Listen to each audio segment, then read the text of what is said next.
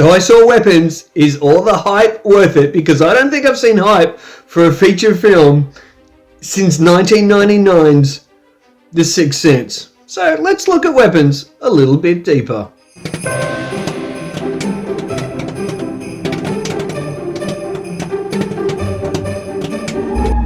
Because the night before, at 2:17 in the morning, every kid woke up, got out of bed, walked downstairs, and into the dark.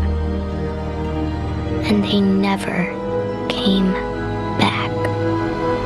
Well guys, Zack Cregger's Weapons is out, and I had the pleasure of seeing it yesterday, and this film is barnstorming the box office to a degree. Now, it was made on a $38 million budget, and it's already made $70 million globally. Now, that's around $42 million in America, plus other international markets. So this thing is going to go on and make a lot of money, and I think it's also going to get a lot of hype come Hollywood season. So what is Weapons about? Well, it's very simple premise, which you see in the trailer, and I promise you guys, this is completely a spoiler-free review. It's about a classroom of children, I believe it's 17 children, and they disappear all at 2:17 a.m. in the morning, and they leave their homes. And you see them leaving their homes, and that's at the start of the film, with a big exposition dump, and that is literally the plot of the film. And then what Zack Cregger does is he gives us 6 individual characters, and he tells their stories all cross-referenced. So you'll see one person's story, like Julie Gardner's character, then you'll see Josh Brolin's character, and when you've seen Julie's character, later when you see, say, Josh Brolin's character piece, you'll re-see scenes she was in earlier. So it crosses over and shows you all these different scenes from each character's perspective. And that is part of the genius of this film. So as for the characters of this film and the casting, I think every actor has been perfectly cast. Now, thank goodness Pedro Pascal was not cast in the part that Josh Brolin plays of the grieving father, because Josh Brolin adds such a gravitas and a weight to this, and I personally just don't want to see creepy Pedro Pascal's face in any more film. I'm so sick of that guy. I'm very honest about it. He gives me the heebie-jeebies. You all right? And Josh Brolin doesn't, and I think he's a phenomenal actor. So I think overall, whether it was Zack Cregger that said no to it, or the rumor is Universal said no to Pedro Pascal, the casting here is absolutely perfect. Now, with the 6 characters, we've also got Alden Ehrenreich as a cop. We've got, I believe his name is Austin James, or Austin someone, as a druggie. I don't know this actor. I think he's phenomenal. I'm certainly going to find out more about him since seeing this film, because he's great in it.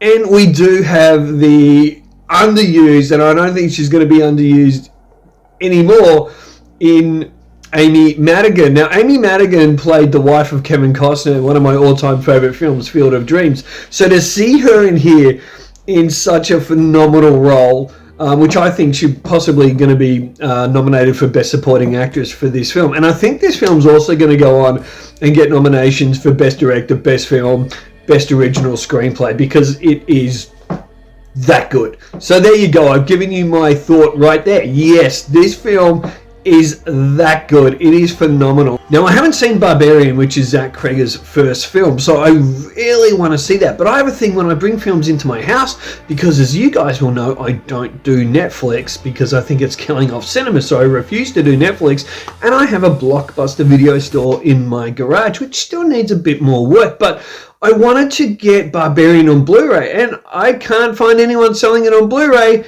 unless they're kind of, well, maybe dodgy copies that I don't trust, because I've heard hasn't been released on Blu-ray. So anyway, I definitely want to check out Zack Cregger's work, because this guy is a phenomenal writer. Now, one thing that really pisses me off with film reviews is lazy film reviewers that say, oh, you could chop out 20 minutes of this film. And I've heard reviewers on Weapons say you could even chop out, instead of having 6 of these characters, you could probably make it 4 or make it 5. That is complete and utter nonsense. Now, When you know that these film reviewers are full of crap is when they make such a massive statement like that, but they don't give you an example of how they would do it. And that shows you because they don't know how to do it, and they're lazy and they're lacking intelligence with their reviews. Because I assure you, if you cut out any character in this film, including the druggie, you are going to collapse the screenplay.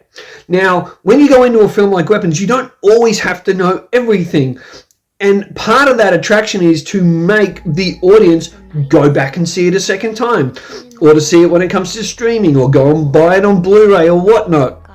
And I think that's an intelligent director and filmmaker that's not throwing all the answers at you. Now, some people have said, well, you don't get answers for this character. Well, look, what he's trying to do is make this film as real as possible, even with what we learn to be the cause of what's making these children leave their homes at night.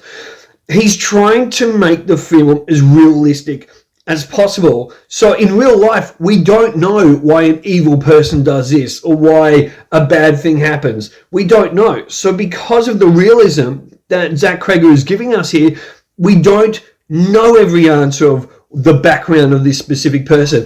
And I'm fine with that because the landing still sticks, because we find out what has happened. You don't always have to know why. As long as you know what's happened, you've got an understanding and you're not lost in the complexities of the story. And to tell this story in almost like a Paul Thomas Anderson, Magnolia way, or a bit of a Tarantino way with intercut stories, and to never lose the audience and to not lose any pacing. Now, other people have said, oh, the pacing is a slow burn. It's not. I guess maybe from a filmmaker perspective, I'm looking at this thinking, wow, look at that wide angle. Look, why has he got his camera just locked off here? He's got a slow zoom in or a push in, whatever he's using. There's also, he uses my favorite film technique of all time, which is racking focus. And there's one scene where he racks focus and it's so beautiful and like cleanly done. And I love that. So Zack Cregger will use different film techniques. So when people are saying, oh, it's a bit of a slow burn, no.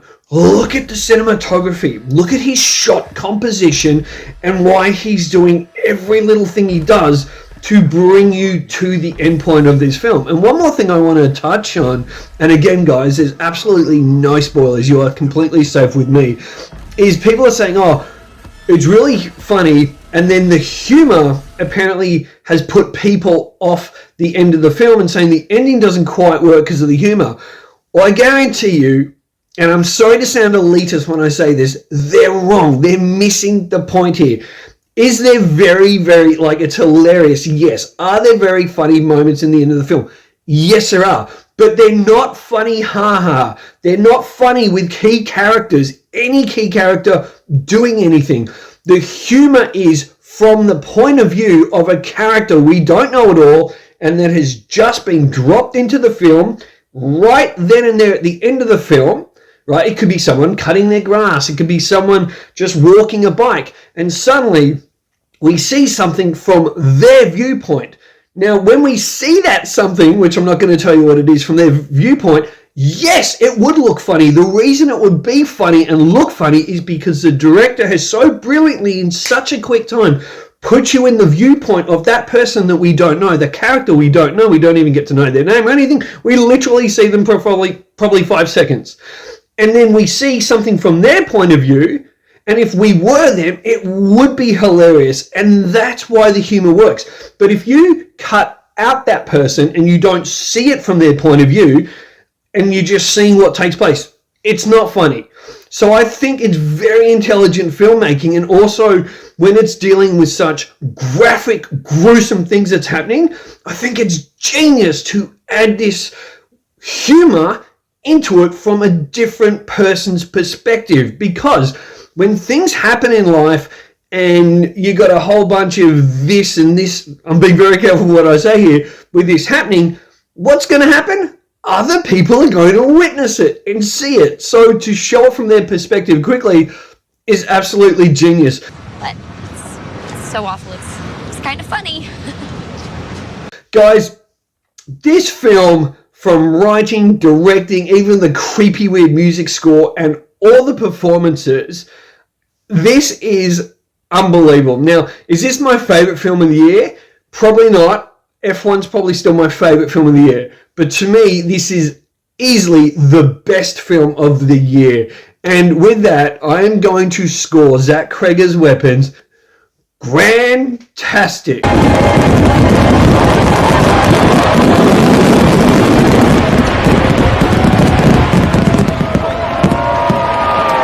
This is a phenomenal film, and I cannot wait to buy this thing on Blu-ray and study this guy's masterclass in filmmaking. Get out and see it, guys. Just trust me. I'll give you a last warning, though. It is very graphic. It is violent. Don't take your kids to see this one, but get out there and see it. Now let me know down below in the comments. Have you seen it? What do you think of Weapons? Are you planning on seeing it? And I will do a spoiler review. I think I have to. I've got to talk about everything else I saw. I'm going to go nuts. And so come back for that one as well, guys. Till next time, keep looking deeper into film.